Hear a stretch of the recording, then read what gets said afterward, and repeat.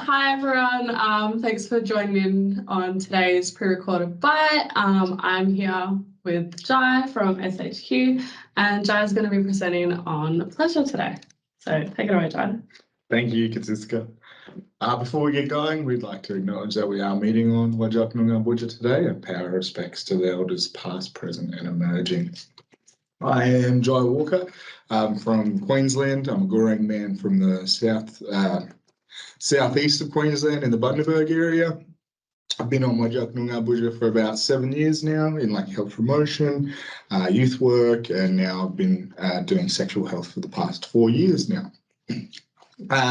We are here to talk about pleasure today, but nothing too explicit. We're not telling people how to give or receive pleasure or anything like that. We're more having the discussion about why. Why do we even need to talk about pleasure? Why should it be a topic that we need to learn more about or discuss more with our young people? And that's not just our mob and in DigMob, it's everyone. Everyone needs to have this sort of information to make sure we have a healthy sexual health life. We'll start off. I'll do a bit of an activity that we do usually run with young people. I'll just run it with my lovely assistant here, my host. Sorry, not my assistant, my host here. I'll just ask a question. Why do we eat food? And why do we eat food? Because we're hungry. Let's go hungry. Keep going. Yeah. What else? Craving. Cravings. Bored. Yeah, that's probably one of the main reasons I eat. Nutrition.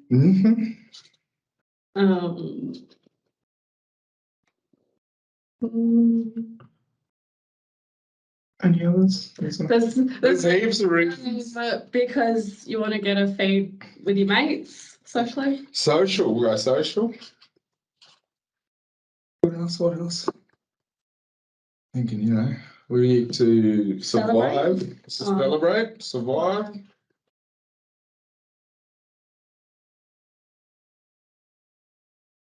Any other reasons? I'm sure there's many. It's probably a lot, but that's a good enough reason. Now we'll change that. Why do we have sex? No, all good. You don't have to give me more answers. Oh, okay. We're going to use these answers. Right. Okay. Do we have sex because we're hungry? No, not really. Because we've got cravings. Yeah. Yes. Because we're bored. Yeah. Yes. For nutrition? No. Probably not. What about for social reasons? Yeah, might be. Yes. Celebrate? Yeah. Yes. And to survive. Yeah. Got to keep the human race going.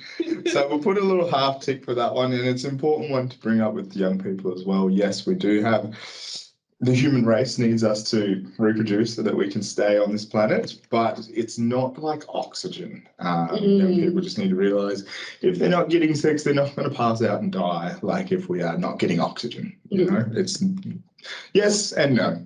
Same.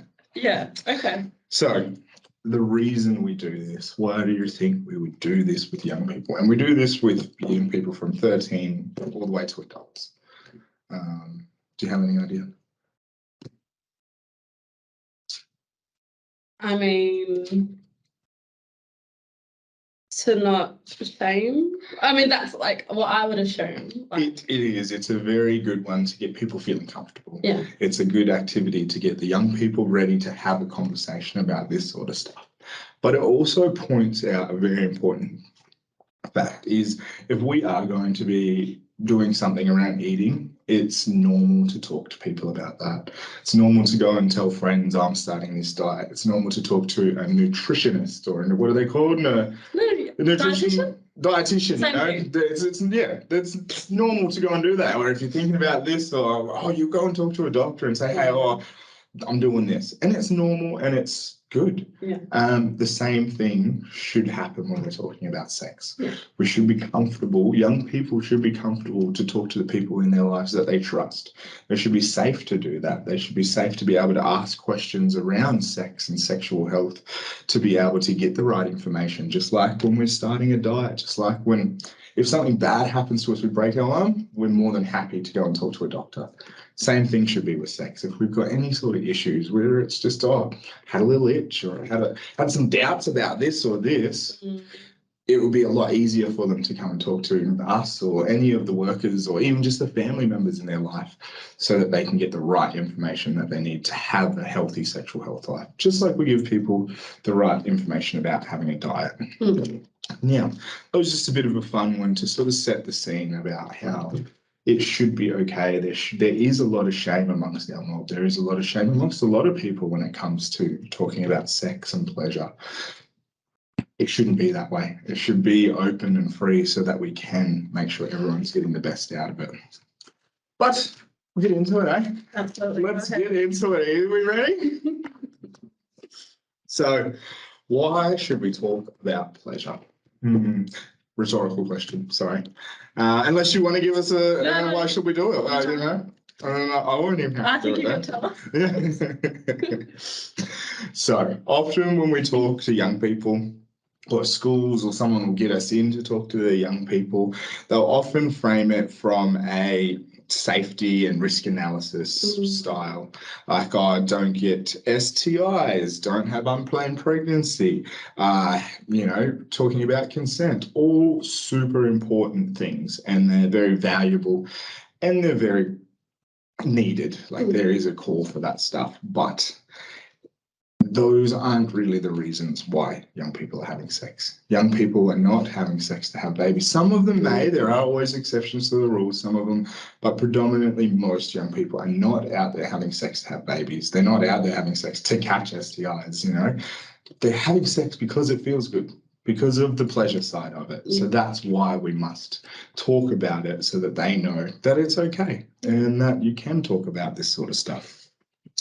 So we do still talk about safety, consent, STIs, all of the good stuff, but we frame it in a pleasure sense or a pleasure framework, so that we come from, I say, a sex positive maybe, but more of a, pleasure positive point of view, rather than a don't do this, and don't do this because this will happen. It's more like, if you do this and you do this, this will feel good, and this will feel good, or this will be better.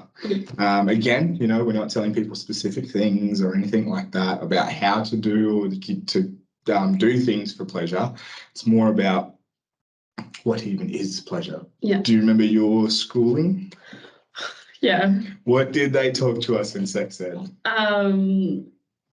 It was like, I'm pretty sure it was like 1 hour session for all of my entire high schooling. And it was like, this is what a man's body is, and this is what a woman's body is. And then they have sex and then make babies, and that's it. Like, and then we never ever brought up the conversation ever again. Nothing. Doesn't include people who are part of the LGBT plus community,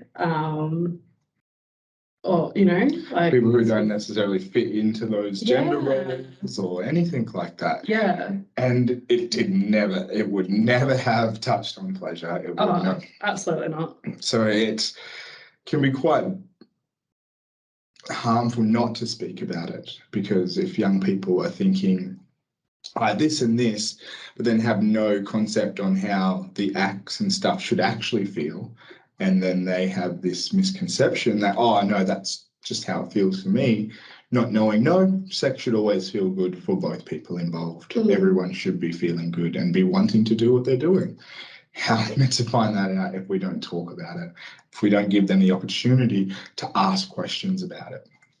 I have got some notes here. I'm sorry if I look down.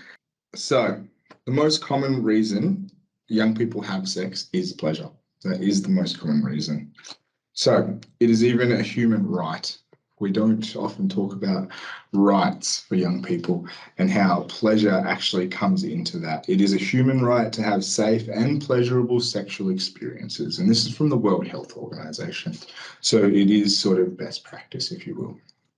It's important to talk about pleasure because it can challenge the gender stereotypes. Like you were just saying, we didn't actually talk about how there were different types of sex. It was just here's an innie and an outie, and this is how it happens, not these other types of things and other things that people can do to give or receive pleasure or to, it doesn't even have to be about pleasure. It's for connection, for intimacy, for all of this other stuff that we've just excluded a whole bunch of our young people because we're like, no, it's only for these two. And that's not the reality. And we're definitely seeing that a lot more now.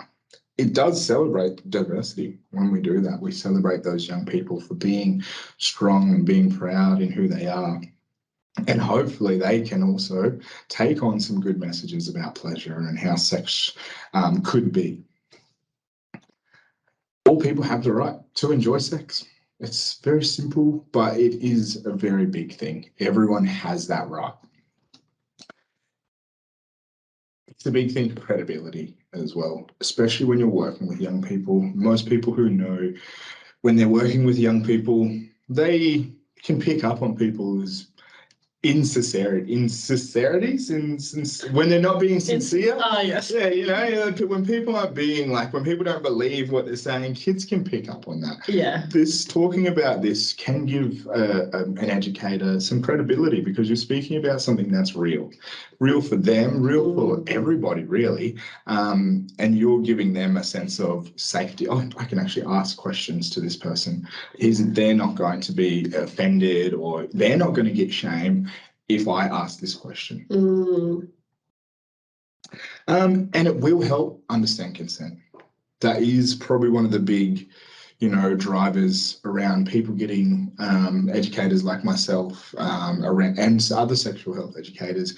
It's usually a reactive thing. They had some sort of incident at school and now they want you to come in and talk about consent. Now fix all our problems with a 1 hour consent session. Yeah, it's like, if you'd done it, if it was just a part of. If it was just a part of curriculum, or if it was just a part of the conversations that you can have, you could have avoided a lot of that. Yeah. And by talking about pleasure, you can bring in consent. You can bring in the use of condoms. You can bring in contraceptives. And how pleasure can be enhanced, I guess, by not having to worry about, will I catch an STI?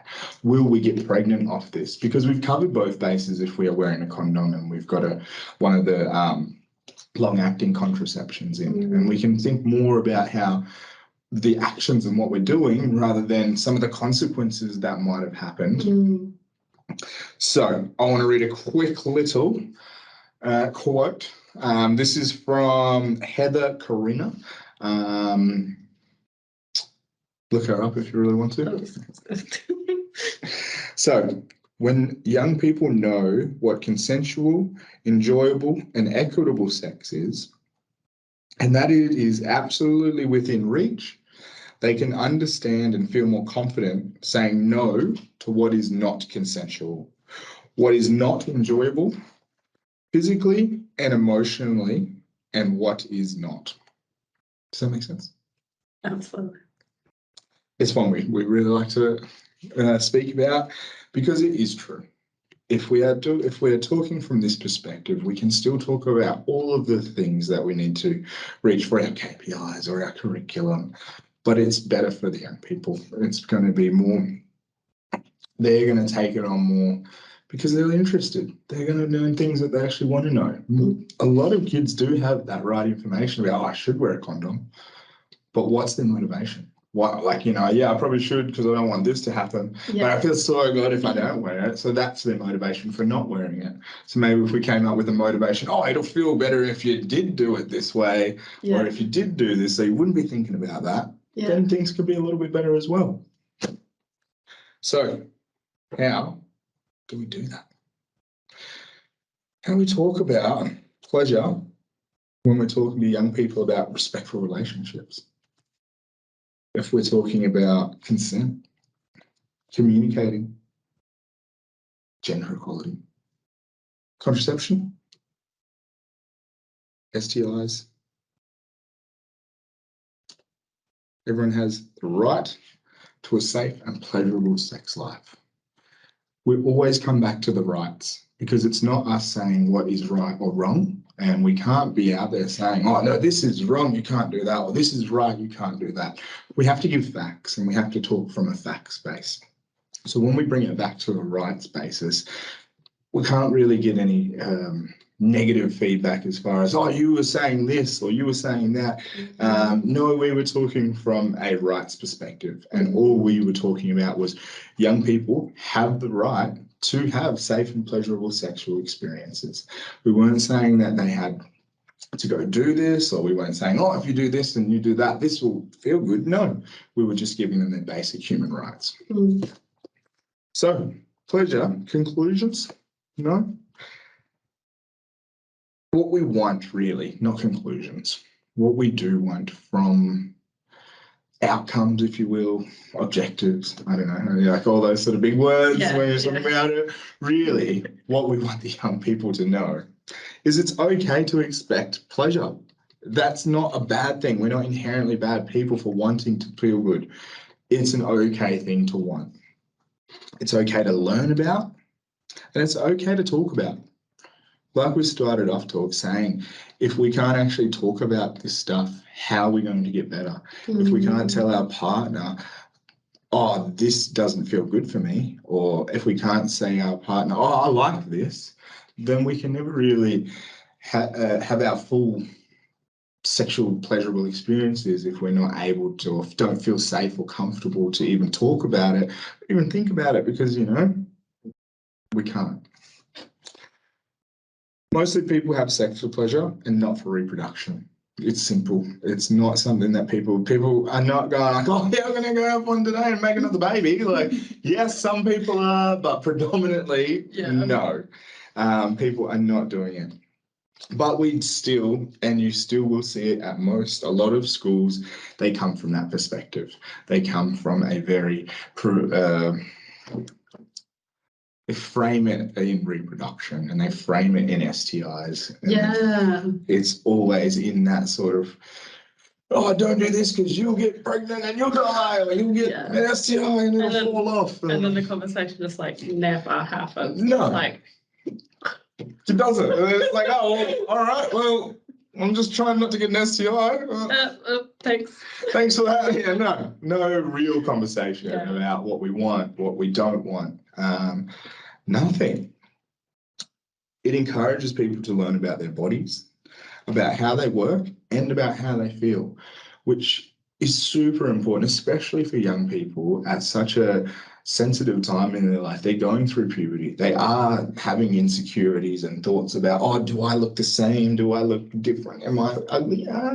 All of that good stuff. Also, it's important that they have a bit of knowledge about their own body and about what they do like and don't like, so that's another thing that they don't have to be insecure about, that they don't have to have a lot of pressure on themselves to be like, oh, what is this and that. They'll be able to actually say, oh, hey, no, I actually like this, or I don't like this. Knowing what good, enjoyable sex feels like helps us to avoid bad sex or even non-consensual sex. It's a big thing. Young people will always make better decisions if we've empowered them to do so. How do we empower them to do that? We let them have these conversations. We teach them this stuff, that it is a basic human right. This isn't something that is a privilege. This is not something that should be taken away from someone. It's something that they should have as a tool in their arsenal to be able to have the best experiences they possibly can, rather than having more trauma and having more bad experiences that they don't want to have. Go on then. I've sort of already touched on it, but this is our little, for the young people when we end our sessions with them. Everyone, including young people, has the right to safe, pleasurable sex, whereas it is with themselves or with a partner. It's not saying I haven't really talked about the fact that there are lots of things that people can do for pleasure. Yeah. We do also have a very, sex is and pleasure is penis, vagina, penetrative sex. Even for people who are in, say, a cis relationship, that is not the pinnacle. There are lots of other things that people can do for each other that will give pleasure or to receive pleasure. Even that is a very narrow way of thinking and delivering stuff. Like, oh no, this is what this is the one sex. Yeah, this is how you sex, all right? And this is it. Don't veer off. And that's crap because so many of our young people, they might be at the point in their life where they want to do some other things, but they don't actually want to have sex. So, there are things that they can do to, give and receive pleasure that don't have to be that, end all be all end all penetration and all that. Like, it can help people with intimacy. It can help people get closer and build trust and start to feel comfortable with each other. Yeah, and communicate. Like, oh my God, that's a big one. It's such a big one. Like, it's something that we all sort of have a hard time doing, I guess, because it's not something we've ever had the chance to practice. Have we ever had the chance to say, no, I don't like that? Or, I probably would do that without the emotional and mental and time pressure of the moment. If like someone's asked you to do this thing and it's like, oh, you sort of do, you sort of don't, but you don't know where you are. If you had the chance to think about these sort of things before that decision came up, you're more likely to make the decision you want to make because it's not a pressure thing for you. You've already no, I actually don't think I'd like that. So you're more likely to say, no, I don't want to do that. Whereas most people get put under pressure and it's like, maybe we'll make a decision we don't think we'd feel good about later. Yeah. And because we didn't have that moment, that chance to actually think about it beforehand. Yeah. Like with most things.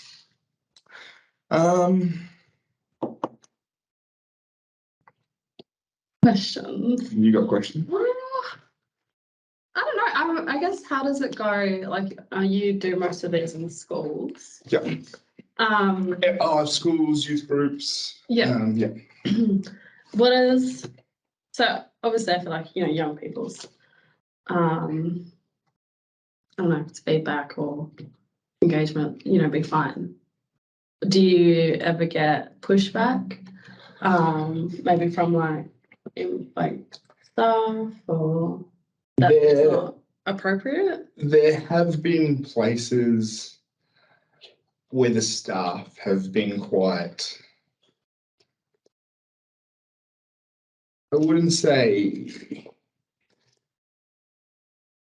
they didn't want us to do it, but they did have some strong views. And we've seen this with other things, not even just pleasure. I've been in to teach boys about puberty and have, brought in a period pack to teach them about periods. And I've had people say, oh, that's sacred, like that's for girls and all this. And it can be quite hard because you don't want to necessarily challenge their views. That's their personal view and they're free to have that. But also we know that understanding will come from that. If young people with a penis and testicles understood what was actually happening, we could be a little bit more understanding rather than having little kids go, oh, what you got your period this week, do you? Saying all that sort of stuff that we don't need it. Like, people don't need to hear that. You don't need to be saying that. We find that it's usually adults that have those sort of, but why are you talking about that? Why are you talking about that? And again, we try our best not to challenge their views or directly, but also letting them know that these are the outcomes when you do talk about pleasure. These are the outcomes when you do talk about those things that can be a little bit sensitive, and it's fine because it is sensitive. It's a very, you know, sensitive topic, but it doesn't have to be. We can get to a place where it's natural and okay to be able to have these conversations and be able to talk to people and make sure that we're safe, our partner's safe. Like, it's definitely never from the young people.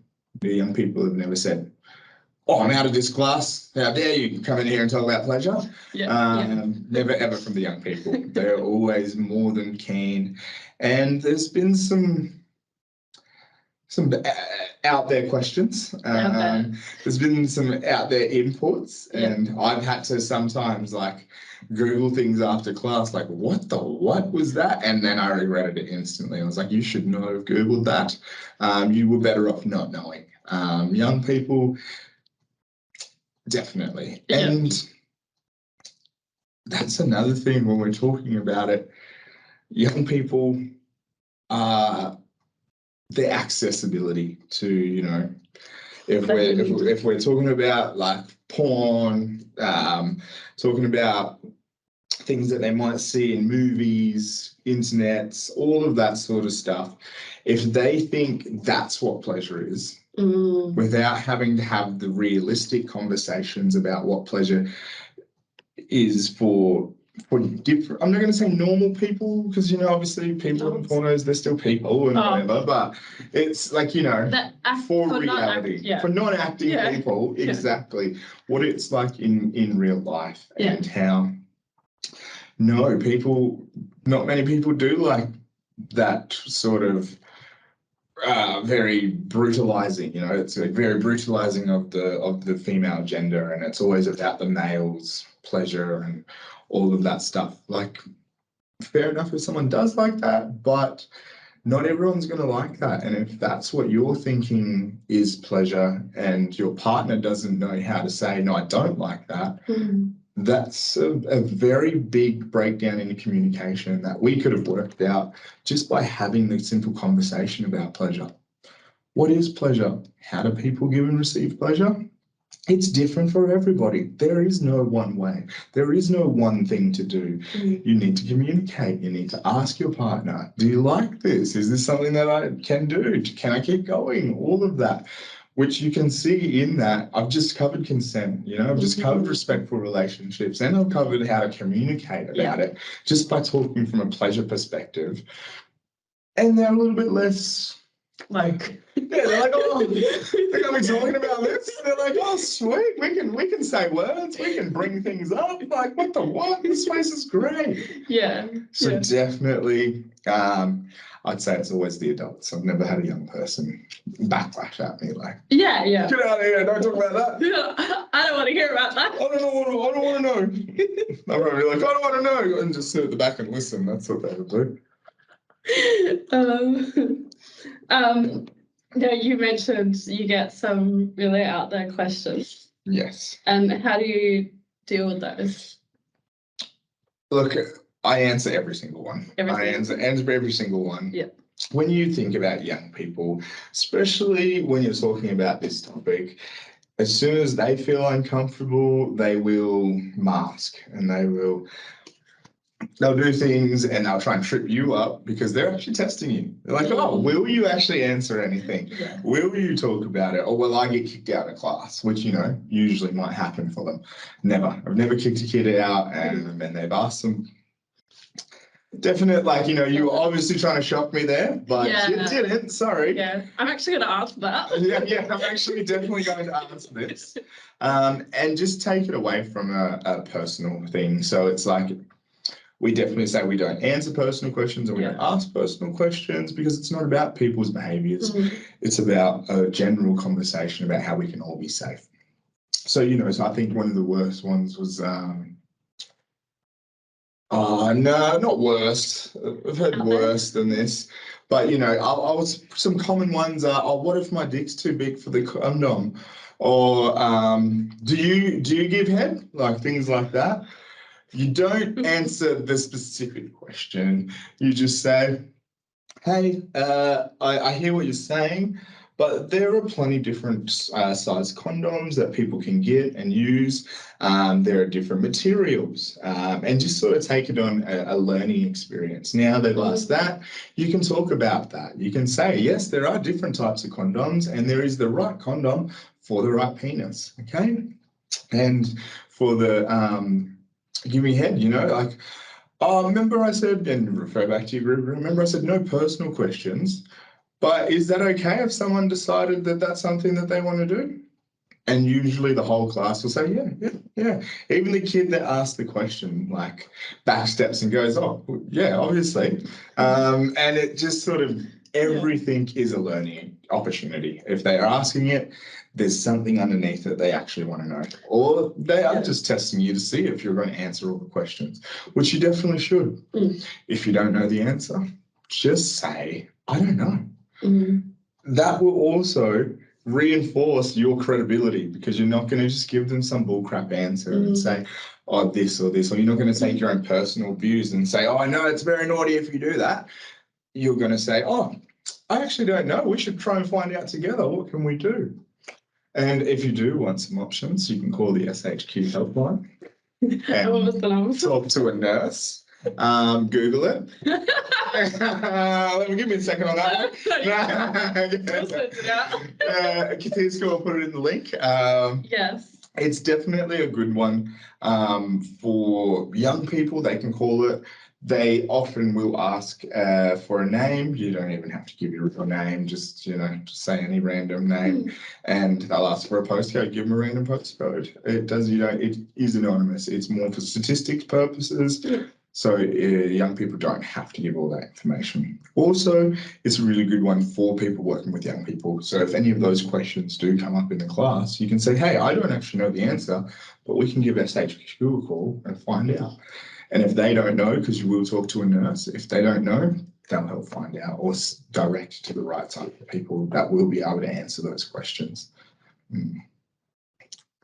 Well, I think that was a really, really good bite. Thank you for coming in today. Oh, good. Sorry if I just sped through. No, I think we did. You did great. And I'm sure that everyone watching will enjoy it. And can we give you an email? Yes, please. If people need have any questions, I'm more than happy. Please. I'll be available. He'll be contacted. Yeah. Contactable. Yes. Not the word. It's not it. We will give Jai's email. Thank you.